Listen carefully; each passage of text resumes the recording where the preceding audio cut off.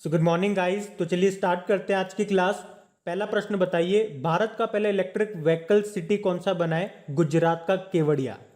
और अगर आपसे पूछा जाए ना कि भारत का पहला इलेक्ट्रिक व्हीकल फ्रेंडली हाईवे कौन सा बन रहा है? दिल्ली चंडीगढ़ हाईवे। और इलेक्ट्रिक से आपको याद आएगा रेलवे पूरी तरह से कब इलेक्ट्रीफाइड हो जाएगा? 2023 तक। और पूरी तरह से रिन्यूएबल एनर्जी ग्रीन एनर्जी पे चलने लगा कब तक? 2030 तक। और बताओ 2030 तक का हमारा रिन्यूएबल एनर्जी अक्षय ऊर्जा का टारगेट कितना है? 450 गीगावाट का है। और अभी आपको याद होगा 500 फुट पर विश्व का सबसे ऊंचा इलेक्ट्रिक व्हीकल चार्जिंग स्टेशन स्थापित किया गया हिमाचल प्रदेश में, हिमाचल प्रदेश के काजा में।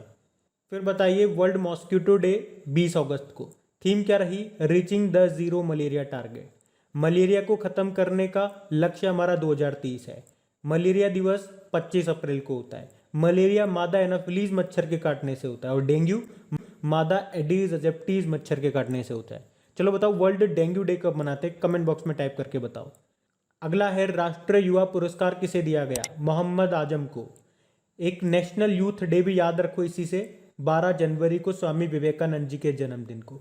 इंटरनेशनल यूथ डे 12 अगस्त को होता है। अभी ग्लोबल यूथ डेवलपमेंट इंडेक्स आया था 2020 वाला, उसमें भारत 122वें स्थान पे था, टॉप पे सिंगापुर रहा। एटना ज्वालामुखी किस द्वीप पर है? सिसिली द्वीप पर है। और कहाँ है ये? इटली में है। इटली में एक स्ट्राम्बोली ज्वालामुखी बहुत इंपॉर्टेंट एग्जाम में पूछा जाता है, जिसे भूमध्य सागर का प्रकाश स्तंभ भी कहा जाता है। ये किस द्वीप पर है? लिपारी द्वीप पर है। एग्जाम में प्रश्न आया था ये द्वीप वाला, इसलिए बता रहा हूँ मैं आपको। आपको ये तो पता होगा एटना ज्वालामुखी कहाँ पर है? इटली में है। प्रश्न आया था किस द्वीप पर है? सिसिली द्वीप पर। विशुवियस ज्वालामुखी भी आपको इटली में मिलेगा। बताओ कौन सा महाद्वीप जहाँ पे एक भी ज्वालामुखी नहीं है? ऑस्ट्रेलिया।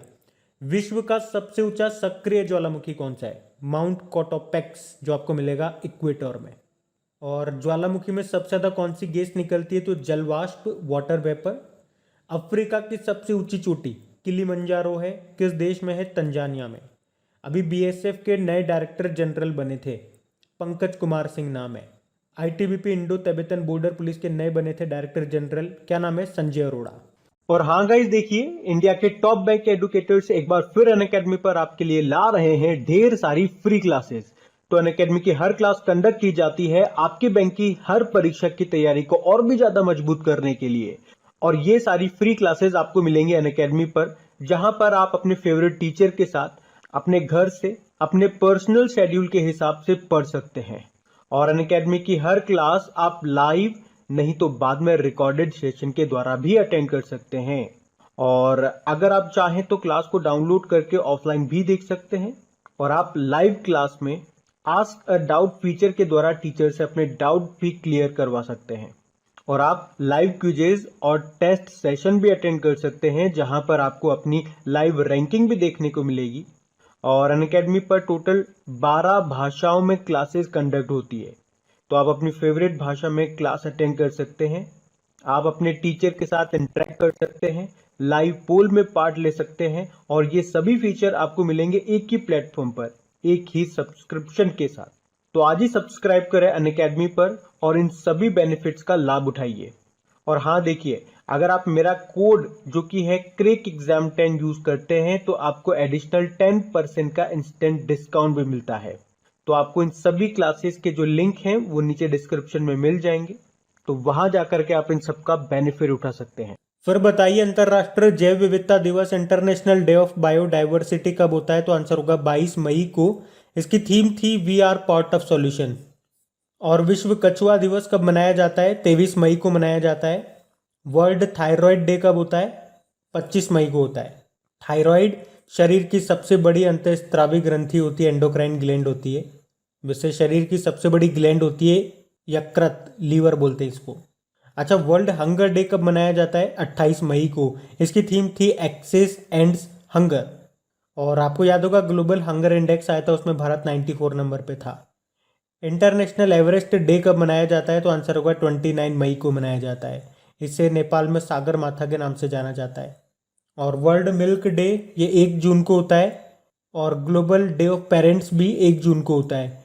अच्छा, वर्ल्ड मिल्क डे की थीम क्या रही थी? Sustainable in a dairy sector. National milk day आप जानते हो 26 नवंबर को मनाया जाता है। वर्ल्ड बाइसिकल डे कब होता है? 3 जून को होता है। और वर्ल्ड एनवायरनमेंट डे ये 5 जून को होता है।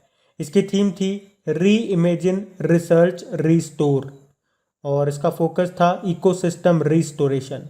होस्ट कंट्री था पाकिस्तान।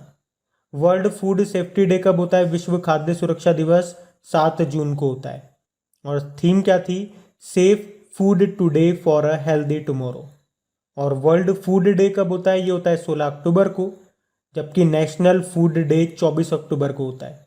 वर्ल्ड ओशियन डे, विश्व महासागर दिवस, ये होता है 8 जून को। इसकी थीम थी the ocean life and livelihoods. एक याद रखना, वर्ल्ड मैरीटाइम डे भी होता है, विश्व समुद्र दिवस। सितंबर के लास्ट थर्सडे को ये मनाया जाता है। लास्ट टाइम हमने 24 सितंबर को मनाया था, इस बार हम 30 सितंबर को मनाएंगे। जबकि नेशनल मैरीटाइम डे भी होता है, राष्ट्रीय समुद्री दिवस, वो 5 अप्रैल को होता है।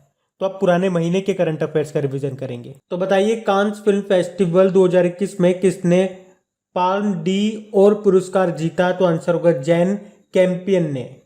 ये फ्रांस की फिल्म निर्देशक हैं और फिल्म टाइटन के लिए इन्होंने ये पुरस्कार जीता।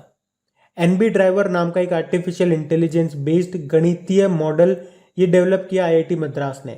इसका काम क्या होगा? कैंसर के कारण जो आनुवांशिक परिवर्तन होते हैं उनका पता लगाना।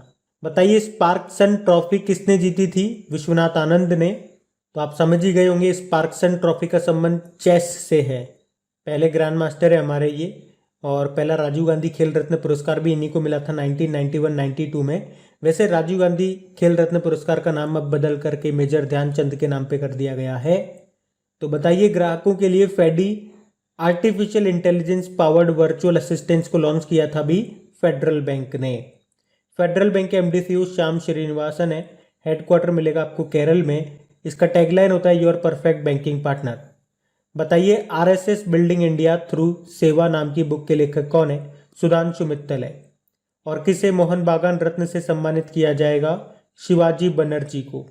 और फुटबॉल से याद होगा, यूरो कप 2020 जीता इटली ने, कोपा अमेरिका जीता अर्जेंटीना ने, और 2022 के फीफा वर्ल्ड कप होंगे कतर दोहा में।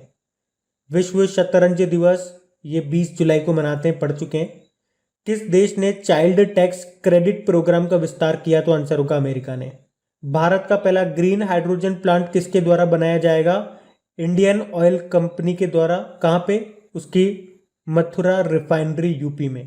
इसके अध्यक्ष हैं श्रीकांत माधव वैद।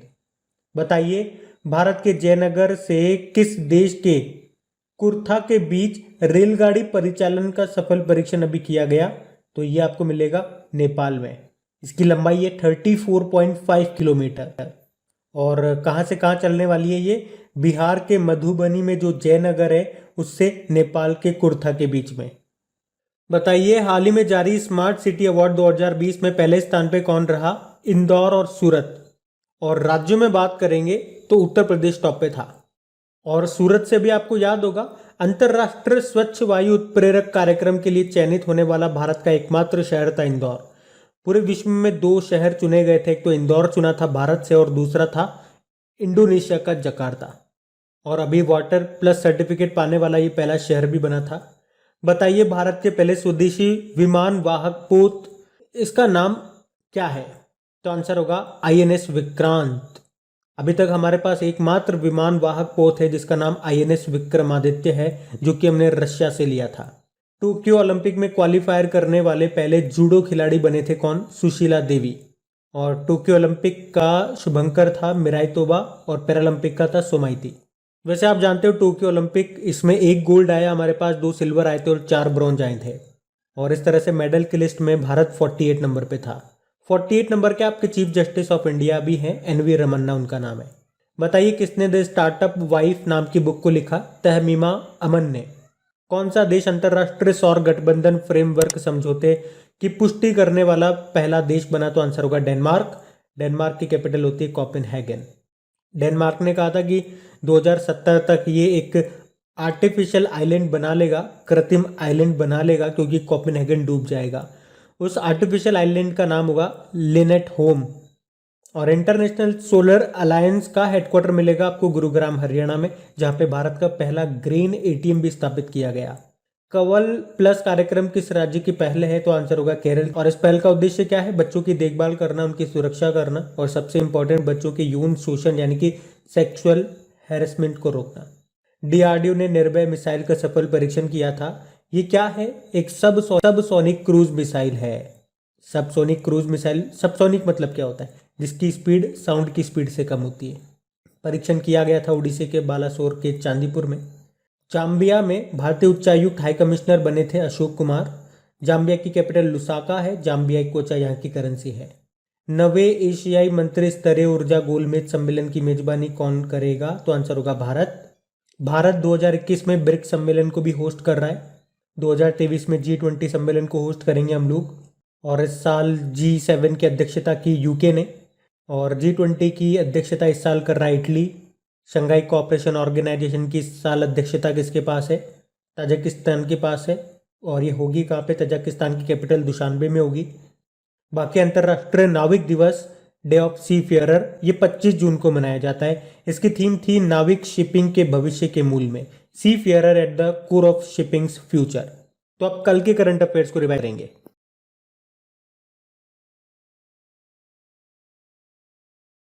तो चलिए कल के करंट अफेयर्स को रिवाइज करते हैं। बताइए, विश्व सुनामी जागरूकता दिवस ये कब मनाया गया? तो आंसर होगा 5 नवंबर को। थीम थी सेंडाई 7 कैंपेन। किस क्षेत्र में स्थित एक ग्लेशियर को ग्लासगो ग्लेशियर नाम दिया? तो आंसर होगा, ये आपको मिलेगा अंटार्कटिका में। ये कोप 26 अभी हुआ था स्कॉटलैंड के ग्लासगो में। किस राज्य के मुख्यमंत्री ने मॉडर्न इंडिया नाम की बुक को लॉन्च किया? तो हरियाणा के मुख्यमंत्री मनोहर लाल खट्टर ने। इस बुक का लिखा किसने? पूनम दलाल दहिया ने। ड्वेन ब्रावो ने अंतर्राष्ट्रीय क्रिकेट से संन्यास की घोषणा कर दी है। किस देश से है ये? वेस्ट इंडीज से। और किस देश में दुनिया का पहला पृथ्वी विज्ञान उपग्रह लॉन्च किया? अभी चाइना ने। बिग बैश लीग के लिए साइन अप करने वाले पहले भारतीय पुरुष क्रिकेटर बन गए उन्मुक्त चंद। किस देश की संसद ने दिवाली को राष्ट्रीय अवकाश घोषित करने के लिए विधेयक पेश किया? यूएसए ने। पुरुषों की बॉक्सिंग विश्व चैंपियनशिप में पदक प्राप्त करने वाले 7वें भारतीय पुरुष बन गए Akash Kumar. One global Vietnam शिखर सम्मेलन की मेजबानी की फ्रांस ने। किस मिशन को Guinness book of world record में शामिल किया गया? राष्ट्रीय स्वच्छ गंगा मिशन।